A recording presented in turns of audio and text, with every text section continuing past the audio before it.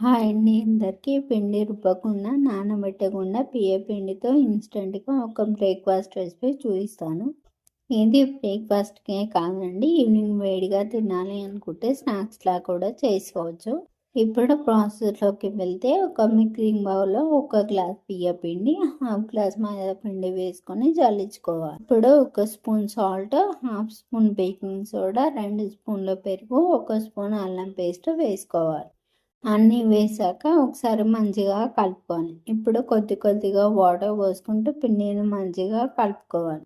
ఇప్పుడు కలిపిన పిండిని 30 మినిట్స్ నానబెట్టుకోవాలి. 30 మినిట్స్ తర్వాత చూపిస్తున్న పిండి మొత్తం మంచిగా నానిపోయింది.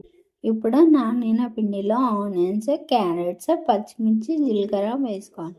అన్నీ వేసాక ఒకసారి మంచిగా కలుపుకోవాలి. నేను వీడియోలో చూపిస్తున్న కన్సిస్టెన్సీ రావాలి, అప్పుడే పునుగులు వేసుకోవడానికి ఈజీగా ఉంటుంది. ఇప్పుడు వేడైన ఆయిల్లో చిన్నగా పునుగులాగా వేసుకోవాలి. 2 సైడ్స్ మంచిగా ఫ్రై చేసుకొని ఇలా గోల్డెన్ బ్రౌన్ కలర్లోకి వచ్చాక ఇంకో ప్లేట్లోకి తీసుకోవాలి.